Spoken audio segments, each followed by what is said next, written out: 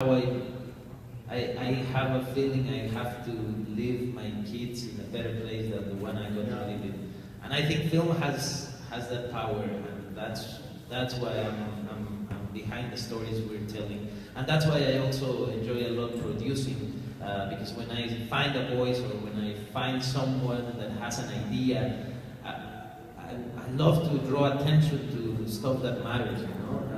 So many times I've had a microphone in front of me without knowing what to say, or you know, that it's amazing to be able to draw that attention to someone. So we created a film festival of documentaries that travel around Mexico, and it's just because of that. So the Cesar Chavez film came because my son was born in California, and that was 5 years ago. And I realized there was a Mexican American that belonged to my family, that I knew very little about Mexican Americans and about the Latino experience here. And I didn't want my son to be part of a fractured community, you know, because I am Mexican. I was born in Mexico, raised in Mexico, and if you talk about Cesar Chavez in Mexico, everyone goes like, yeah, the boxer, that's so cool. We're doing another film about the boxer, about the boxer. I have no idea. It's not just a man, it's a movement, it's a message, and it's part of us, it belongs to us. And yeah.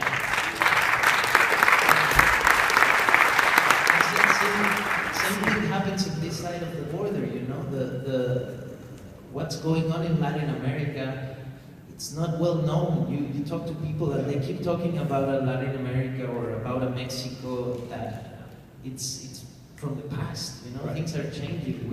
There's a young generation doing and inventing and finding new ways and not asking for permission, just doing whatever they want, and we could be connected. And as Cesar Chavez said, our strength is in our numbers. If we realize how many we are, if we consider ourselves part of the same thing, with all the richness and complexity and diversity that we have, you know, that the Latino community has here and that Latin America has. But if we find that in common, that connects us and not what separates us, then we'll be ruling the world.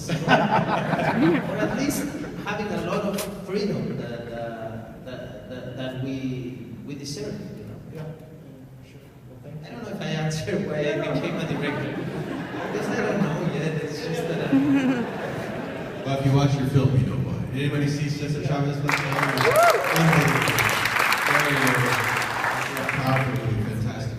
Yeah. That was about 4 years making it. It was a 4-year journey, and that's exactly why we have to be connected. You know? We went and shopped in every studio here, like you normally do. You go and pitch them the story, and we received always this like, oh, that's an amazing thing. I'm glad you guys are doing it. Please show it once it's done, and we might join you. Well, no, we need money to do it. We need you to pay. And every studio said no, basically. A few said, this is the one I love the most. They said, can you make the story more sexy? Yeah. Like, it was a little more sexy, and they were getting paid. Yeah. Or a couple shootouts and chases. It's a distribution company. Yeah. Where do you distribute? We distribute in Mexico and different platforms too, but we take film to cinemas and then we put it out in iTunes and all those things. And we distribute around 15 titles a year. And then we have from all over the world, right? Yeah. It's just basically the films that don't have the size that will make sense, right, business-wise. Did you take all of Mexico for the distribution? Yeah, Mexico, and sometimes we do Latin America. For your Sxsw? Oh, for Cesar Chavez, no, we are going with a bigger one. Yeah. Because we don't have the money to go out national and huge, and yeah, as Cesar Chavez deserves. Let me ask you all another question. And it has to do with making that move. What about fear? What about moving into something that you really don't know anything about? Moving into directing, you're an actor, moving into television, and all of that, and you're a director. And what about, fear is a funny thing. I think also you might not have it because you just grew up in front of the camera. I almost got annoyed. I was was doing an interview today, and part of it might have been the language barrier. Somebody kept asking me, I was talking to Norway or something, they were like, but weren't you afraid to go do this? And then the next guy, but weren't you afraid to go do this? Stop using that word, every answer is going to be no. Of course you're not afraid. You're not afraid to go take a step forward. But I guess some people would wonder, are you afraid to take? You're comfortable where you are, do you have fear going Well, that's the thing. I mean, you're an actor, you can keep doing that forever, it's comfortable, you can get a job as a director, you can keep making your films. I mean, it's the best advice I can give is you almost don't want to do something unless you're afraid. When you're afraid of the step you're going to take, because you go, this is over my head, this is too difficult, this is not my skill set, I could lose everything, you're on the right track. That's the way I'm supposed to go. Well, that's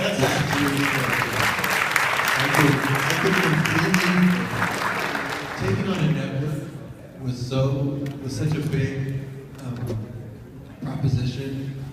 I think people would understand if it was a complete failure. They would go, well, of course you're going to feel like that. But if you're successful at it, it's a huge achievement for everyone. So it was worth it. It was worth trying. And if I don't make it, the next person will, you know, like the ants that you go across and they die, so the other one can go across their back.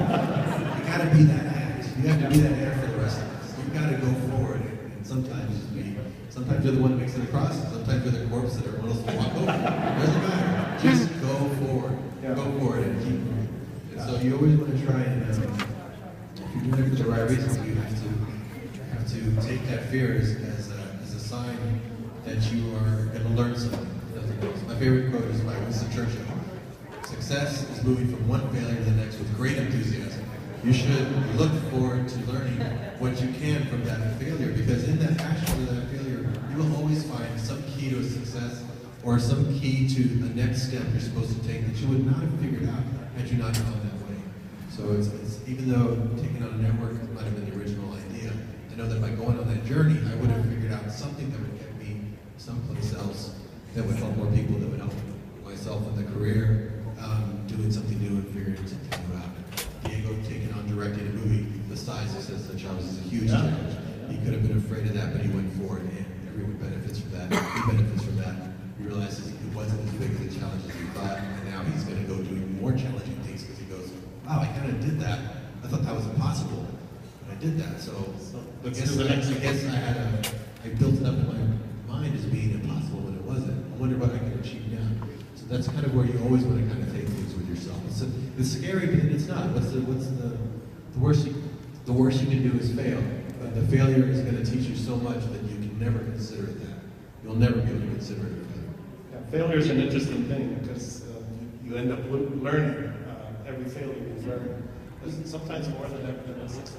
But also one thing that happens, and once you value that, is when you talk to an audience and suddenly you see that surprise and that amusement that sometimes happens with the work you do, you become addicted to that, you know. And you cannot feed the audience always with the same thing.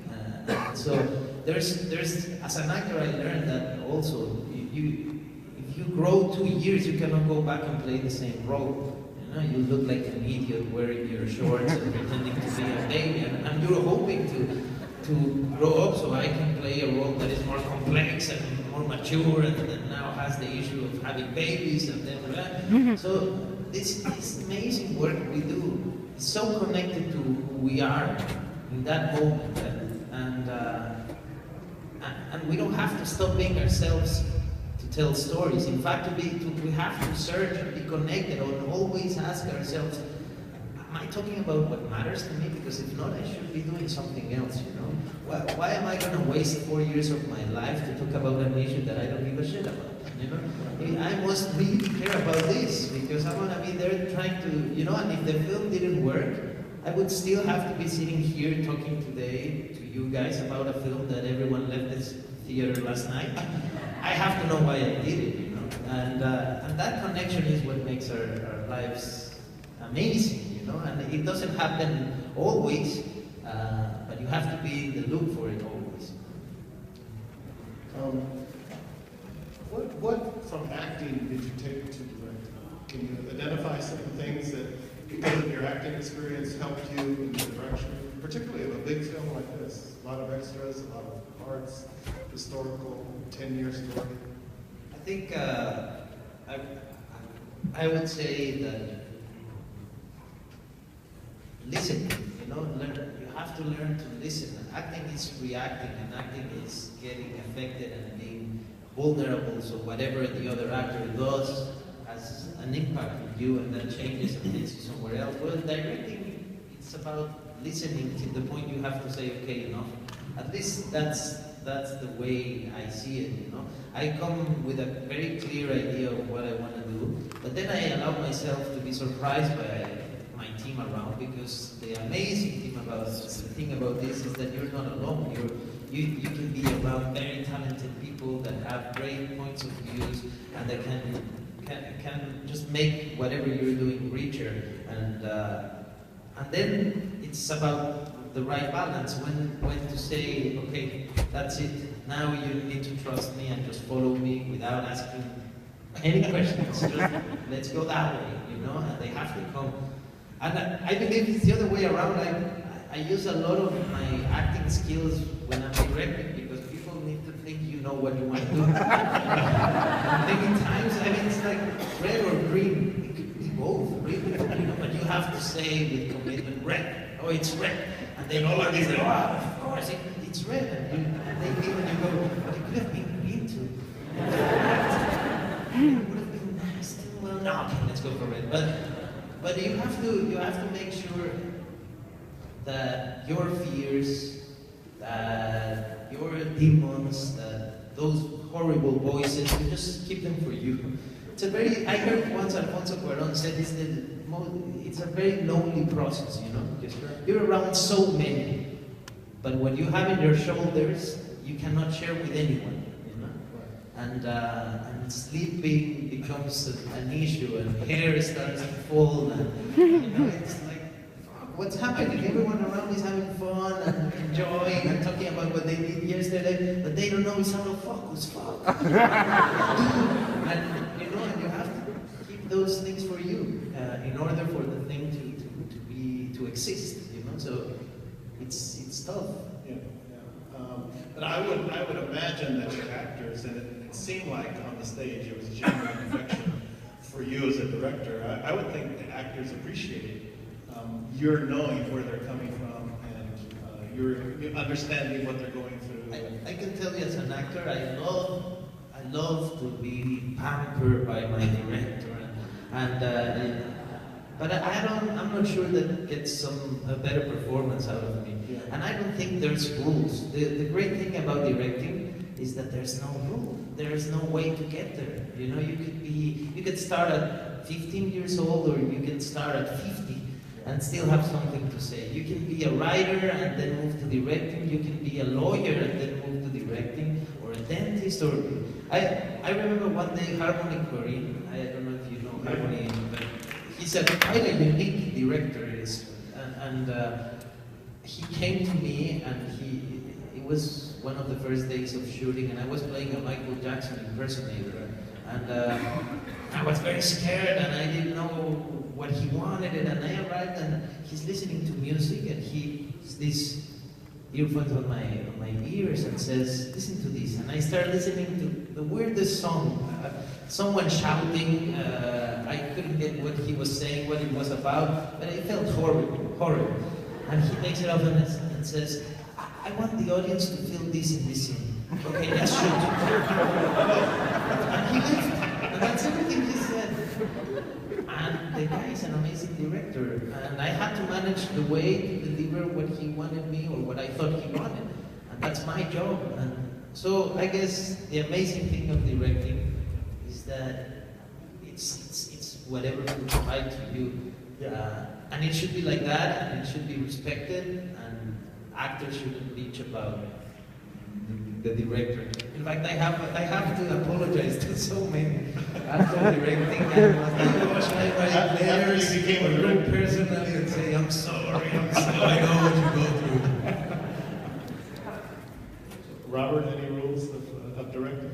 The only rule I always see is that there are no rules. You just make up your own rules as you go. You just gotta. That's all you have to do. Just do your own. You do your own thing. There is no one right way to we started shooting digital.